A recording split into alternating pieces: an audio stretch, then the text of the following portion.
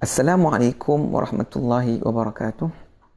Alhamdulillah wassalatu wassalamu ala Rasulillah wa alihi washabihi wa wala amma ba'd. Bertemu lagi kita dalam sesi jawapan ke atas kritikan yang telah diajukan oleh Pak Cik Hafiz kita, hadahullah subhanahu wa ta'ala.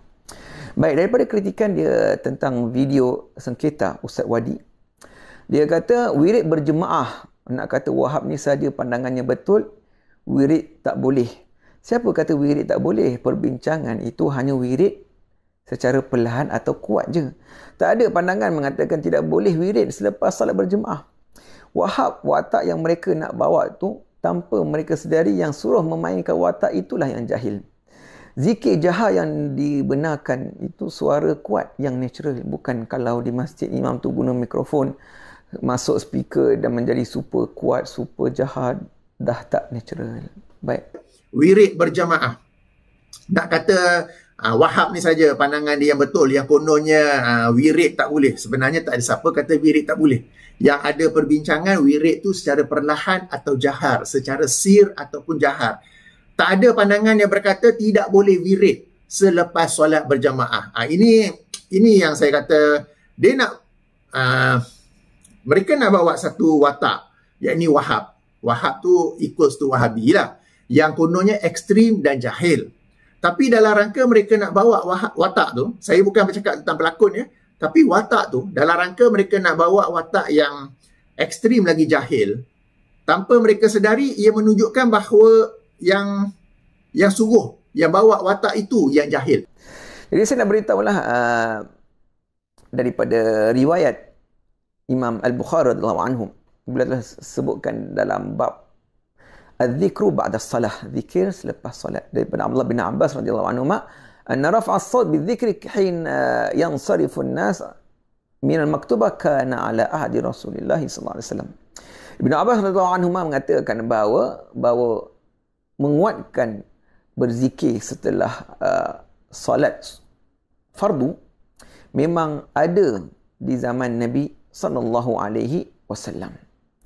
Ini yang dikatakan oleh Sayyidina Abdullah bin Abbas. Dan riwayat yang lain, ma kunna na'rifu qada'a salati Rasulillah illa bitakbir. Kami tak tahu solat Nabi akan sempurna kecuali dengan takbir. Bermaknanya dengan suara yang kuat.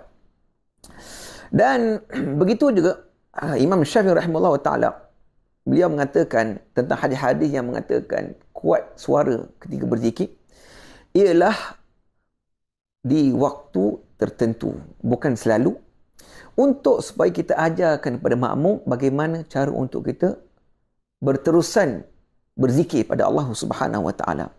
Kerana sebaiknya adalah imam dan makmum berzikir dengan suara yang perlahan, kecuali untuk mengajarkan mereka. Ini yang dikatakan oleh Imam Nawawi dan juga Imam Al-Qastalani rahimahullah taala syarih Al-Bukhari.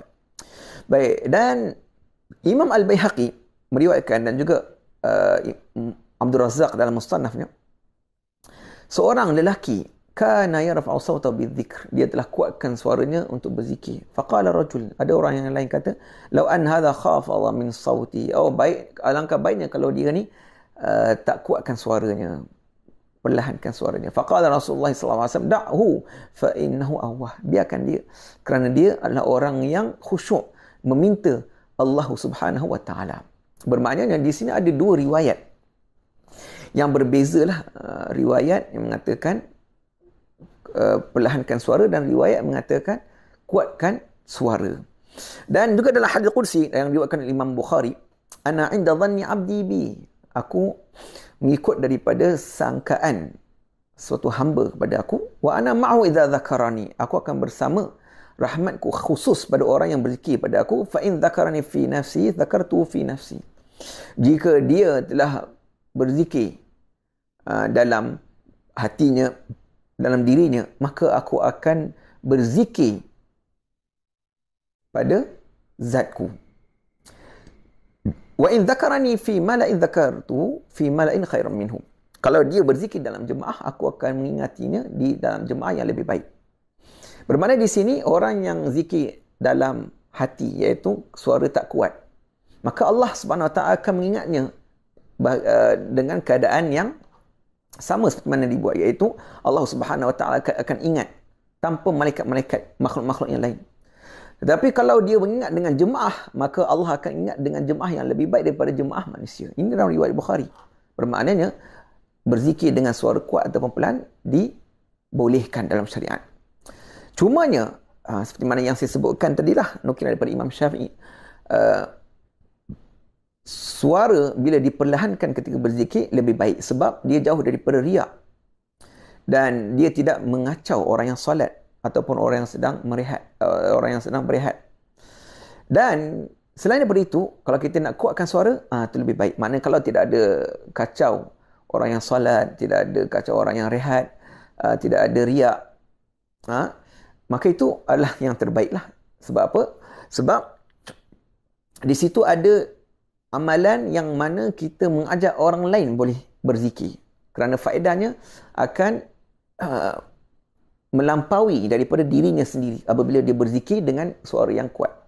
Sebab dengan suara kuat ini, kita boleh ajak orang yang lain, kita boleh bangkitkan orang yang lain, kita boleh kejut mereka dan lebih semangat untuk kita berzikir. Orang-orang lain pun lebih semangat untuk berzikir dan mereka lebih tawajuh dan mereka tak mengantuk dan akan semangat dan lebih semangat. Dan ini dari yang telah dinukilkan oleh ulama dalam fatwa Mesir. Baik, jadi itu daripada faedah orang yang berzikir dengan suara yang kuat. Sebab itulah bila orang tak berzikir, kalau kita lihatlah, kalau solat zuhur contohnya lah, imam baca ayat yang panjang, makmum tak baca, yang tak hafal Quran, maka apa yang mereka akan buat? Mereka akan senyap, tunggu sampai imam rukuk. Sedangkan tidak sunnah untuk seorang itu senyap dalam solat. Begitu juga lepas solat, apabila dia tidak dengar apa yang imam baca, maka dia tak hafal. Contohlah kalau dia tak hafal. Kalau dia hafal pun tak tersusun ataupun bukan semua dia hafal. Jadi di situ banyak zikir-zikir yang akan dia tertinggal. Kemudian pakcik kata perbincangan ialah antara kuat dan perlahan, bukan tak boleh wirid. Baik. Saya memang setuju apa yang dikatakan oleh pakcik, tetapi Wahab ni adalah salah satu contoh orang awam. Jadi bukan orang yang suruh Wahab ni, watak Wahab ni lebih jahil, tak. Watak Wahab tu memang jahil, tapi orang suruh tu bukan jahil. Jadi memang watak tu sebenarnya nak menunjukkan bagaimana orang jahil yang mengikut ajaran-ajaran yang tidak sah, yang bukan daripada aliran Ahli Sunnah wal Jamaah. Memang itu yang dicontohkan oleh Pakcik Wahab ni sebenarnya.